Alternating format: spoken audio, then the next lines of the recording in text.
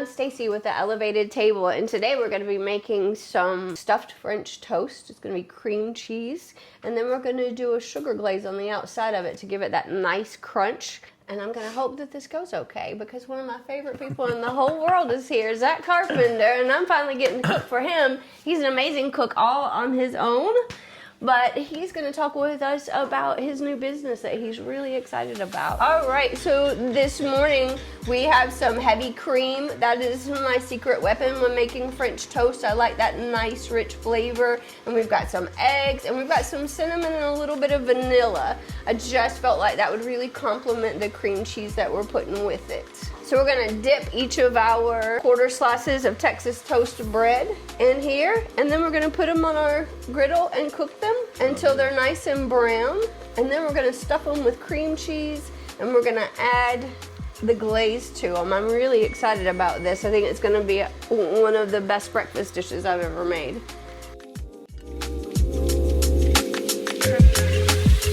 So Zack, tell me, your new assistant's name is Angie, correct? It is. And tell me about her. How did you get started with her? Well, you say no, she's been with me for 2 years now. Oh, wow. Oh yeah. So I got started with her through some friends of mine in real estate, because that's where this company had started out originally. And so they used them for real estate stuff, filling out paperwork, back end work, returning calls to clients, and had built a company around helping other people find that through COVID. Nice. So COVID is kind of where it blew up at from that point. So I started with them about 2 years ago and had hired my first one. I hired Angie, and like I say, she's been with me for 2 years, and that girl handles basically my whole life. Anything that I need, Angie handles. And then I started moving her into the business side of stuff, and so she answers my calls, cleans up my emails, takes care of my calendar. I needed a truck recently, so I literally had her do the research for my truck. So instead of me spending all this time, you know, sitting down, looking for vehicles, keeping up with my calendar, checking all my emails, she does it and gives me the bullet points of it. So it saves me time to focus on the things I need to focus on. That's awesome. Yeah.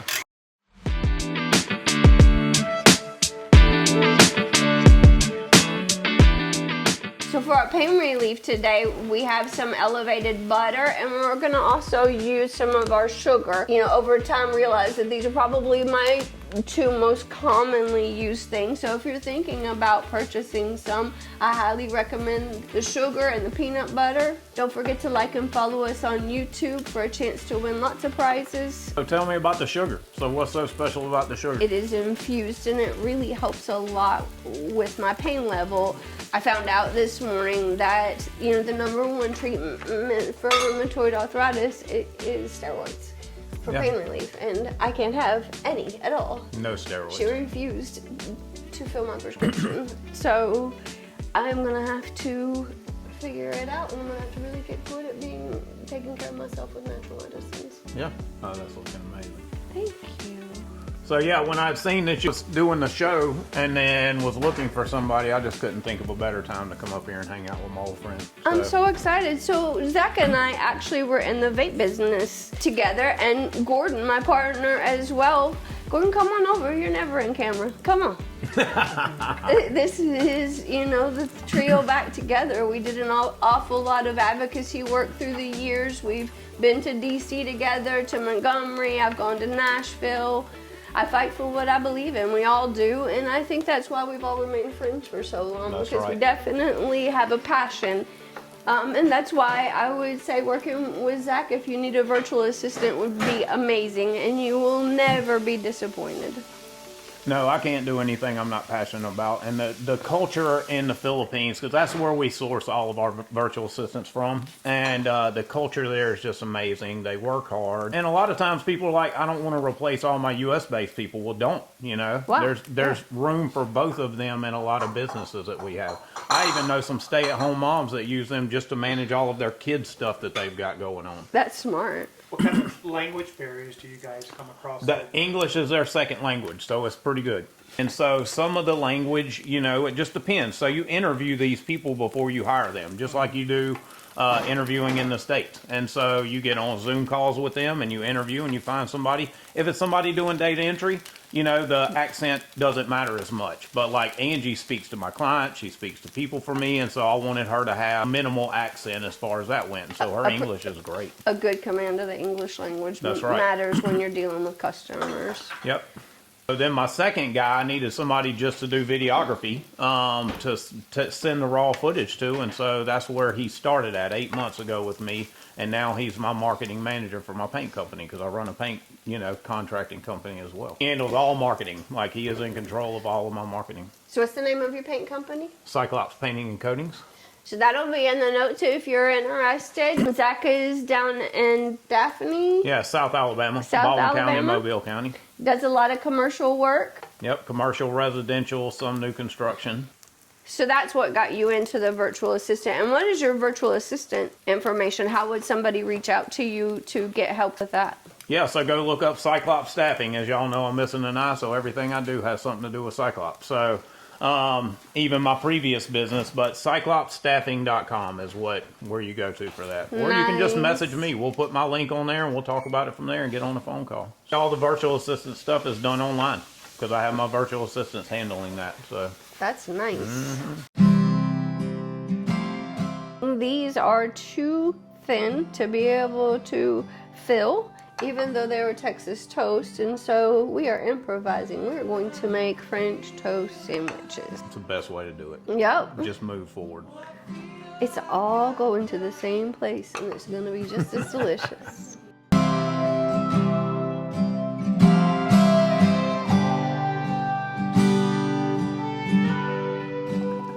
All right, so we're just coating our French toast bite sandwiches, whatever you want to call them, in this sugar syrup, and it's going to get hard and should offer us a really nice crunch. My wife's going to kill me when she sees me eating this. Why? Because she doesn't eat a lot of dessert, but there's some things that's just worth the calories to her, and I think this would have been one of those things. Yeah, maybe we...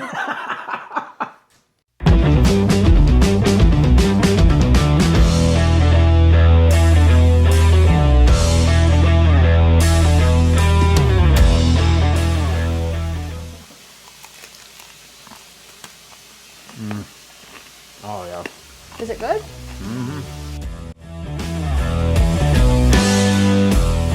Hey guys, I'm Gordon with The Elevated Table. Stacey's allowing me to take over this interview section with Mr. Zack Carpenter.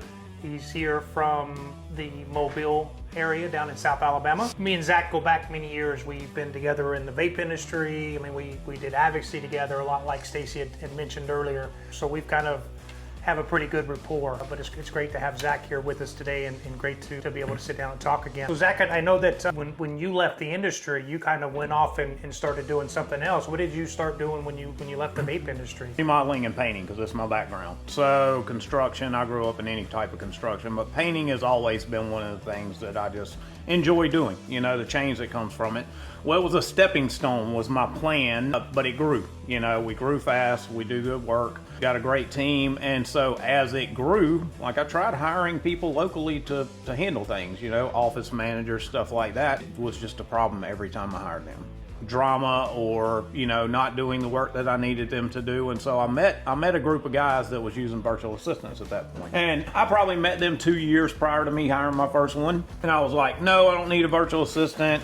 You know, we do high quality work, and, you know, mentally for me, all I could refer to with a virtual assistant was, you know, the people you talk to from these big companies like Verizon or AT&T or any of those, where they don't speak good English. You can't understand half of what they say. They can't answer any real questions from you. You know, they talk off of a script, and then, so I didn't want that for my business. I started dabbling in some real estate, and when I did that, I met a real estate guy, and he said, look, go hire you a virtual assistant. If you don't like it, don't use them. I hired Angie, and that was 2 years ago, and Angie's still with me today. So she's So that was literally the first one. She's still the first one you hired, huh? still the first one I hired, and still with me now. And So, she's out of the Philippines, you said? yeah. All of them are out of the Philippines, so the culture there is amazing. The people there, English is just their second language. There's good ways to communicate, and then the company that I do business with that started that virtual assistant company, they have offices and dealings in the Philippines themselves. So it's not just these random people that, you know. What about the time change that we experience with the They work our Philippines? time. They work our time. Yeah, it's a 12-hour difference, and they work whatever time I need them to work. So Angie works from 7 to 4 every day. So she's working night shift, basically. Night shift every day. Yep. I mean, people here don't care. I mean, They don't. They don't even know no different. Well, and when you interview them, like a lot of them are nocturnal anyway. Like they stay up all night because a lot of the jobs online are at night, and so they're familiar with doing that. It's not uncommon for them. So what kind of things do you have your virtual assistant doing for you? The main things that Angie came in and started helping me with was my calendar, organizing my calendar, moving things in and out of my calendar, booking and scheduling my appointments with my paint contractors or my clients. Now she keeps up with my whole schedule. Like if something changes, I just get on there and I type her out a little message and I say, hey, I need you to move this to this. She calls the client, says, hey, can we come at 2 o'clock instead of 1 o'clock, or whatever the case may be, or confirms an appointment. Then she checks all my emails. I have 3 email accounts, and so I don't have to check all those emails. She knows what's important and what's not important. She gets rid of what's not important and she lets me know. But the first thing I had her do was organize everything. I had her in my Google Drive. I had her in my photos. I had her on my calendar, and she literally organized every bit of that. How long did it take you to get her to a point, though, that you was comfortable with what she was doing? And I realize we're talking about the human aspect. I would say a month. A month of me just getting used to working with somebody digitally. I can get on a Zoom with her all day long, just figuring out what to give her, how to give it to her, allow her to do that. And finally, I just had to ask her. I was like, hey, Angie, give me a list of things that you can do for me. And she gave me a bullet point list of all kinds of stuff. And so I just started passing that stuff off. How do you guys communicate? I mean, there's so many different apps now. Slack is our main app that we use. Slack works really well because you can create different channels of stuff. So I've got 3 virtual assistants that work for me full time now. I've got Angie, who's my executive assistant. I've got JV, who handles all of my marketing. And I've got Jan, who I just started training to do commercial estimating for me. And I mean, this kid's got a degree in engineering for $4 an hour, And the price, how does the pricing work? I mean, what kind of range are you looking at? So it depends on what you get. So the plan that I started on, there's basically 3 levels to the plans of how you pay for a virtual assistant, because the behind the scenes stuff that happens with the virtual assistants, hiring them, training you to know how to use a virtual assistant, keep your stuff safe, all that kind of stuff. Like that's what my company does, is they handle all that behind the scenes. And we have a whole staff in the US that keeps up with all of that stuff. Get a dedicated CSM, somebody that you work with all the time. So your first level is $600 a month. And you pay that for their support and keeping up with all the stuff and the interviews and the hiring and all that. And then you pay your VA whatever you agree on. And usually it ranges anywhere from $3.50 an hour, depending on what you need. So the average VA, $3.50 an hour to $6 an hour. I was talking earlier, and you said that sounds like really cheap. It does here in the States, but that's like equivalent to $100,000. It's big money. So Angie makes $6.50 an hour with me now, and she's worked up to that over 2 years. Well, she just bought her second apartment. Like she just moved out of a bad part of town to a nice part of town. She's got an apartment, and like for $6.50 an hour, she's killing it in the Philippines. So that's a big difference from what we see here in the States. I mean, yeah, they don't have the taxes. They're everything's cheaper there, and their dollar is just, our dollar's worth so much more than what theirs is. That dollar that I pay them stretches so much further than what it could in the United States. So if somebody was to hire you to do this service, do they pay you, or do they just pay the? Nope. Obviously, you got the monthly fee to your company. Yep. And then, so do they pay you to pay them, or do they pay the assistant Nope. directly? I take my hands out of that. So all I do is I tie you in with the sales team and the people that are doing that, and I pass you to them because they are way better at that than I am.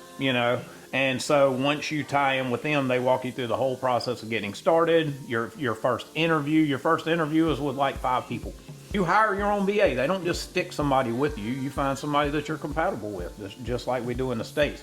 And so they keep those fees separate because a lot of VA companies in the United States charge you a fee to them, plus they pay for your VA. They charge you a fee on top of the VA fee. So the way we do it is not that way. You pay the fee over here for everything that you get from the company, and then you pay your VA directly. That way they're not getting any money taken from them. They're getting what they're supposed to get. You've got that rapport with your VA, so they learn to trust you as well. It just works best that way. The cool things, you said you got a guy that does the marketing for you. Oh, so, yeah. So explain a little bit about that. What all is he doing for you? JV, I hired him to actually just do digital creation.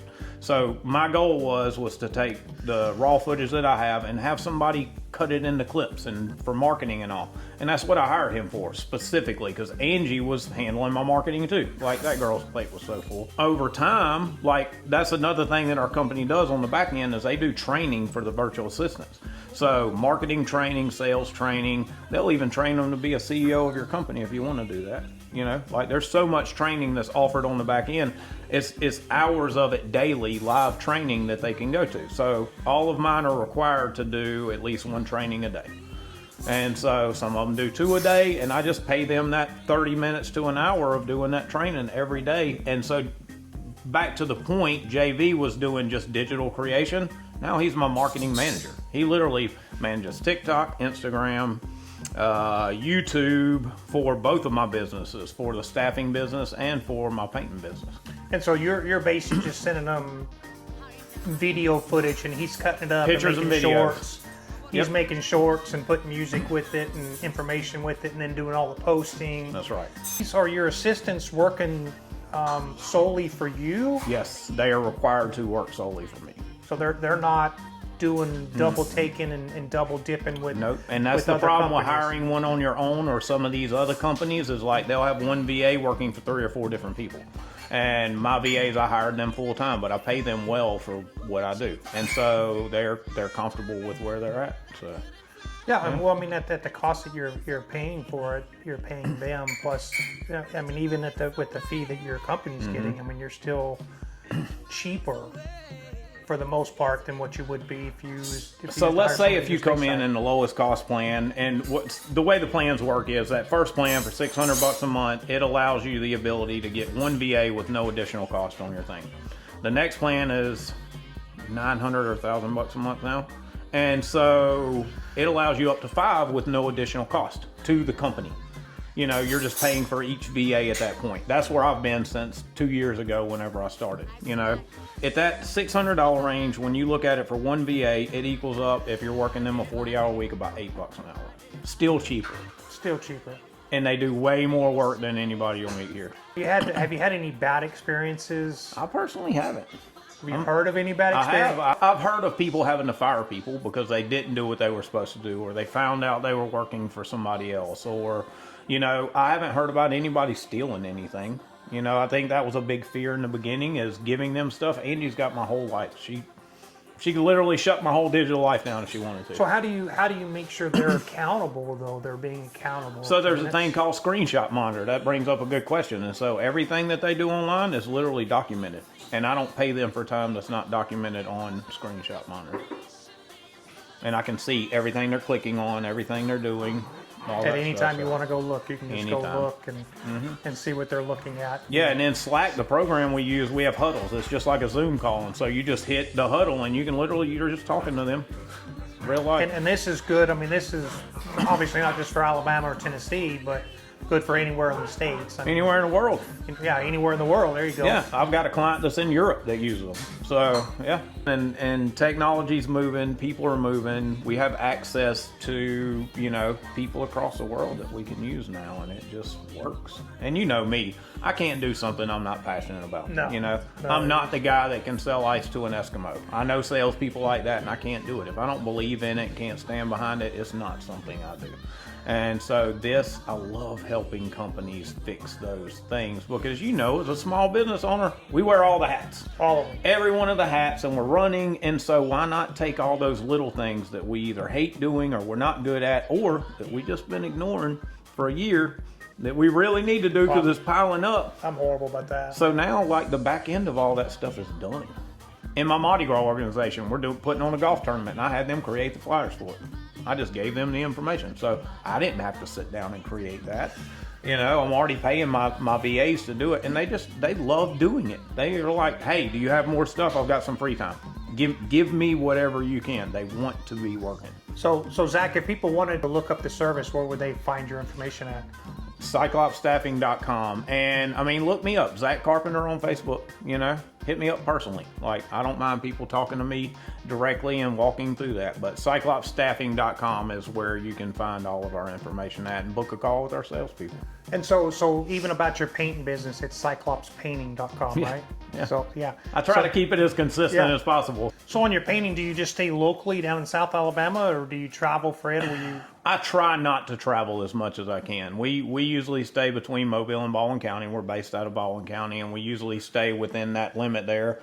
We are growing more into the commercial space, so we're dabbling in Mississippi and, you know, North Florida and places like that. Most of our stuff, there's so much painting there locally. Once you build the relationships, you know, you don't have to go out chasing it. No, you don't.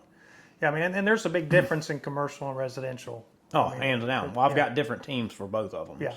Because my detail guys that do these expensive houses, they can't, like, I lose money on commercial when they get there because they're not used to the blow and go and let's do this process as quick as possible. Right. They take their time and they're detailed and stuff like that, and you can't do that in a commercial job. No. So it's two whole different teams that work in those genres. In the past 2 years, my business has grown dramatically just because I have time to go talk to clients and meet with clients and bid the jobs and do the things that I actually enjoy doing instead of sitting there, you know, filling out paperwork and trying to make a Facebook post and missing that all the time and all those little things. And so now my company functions as a big company, and my office staff is me and 3 virtual assistants.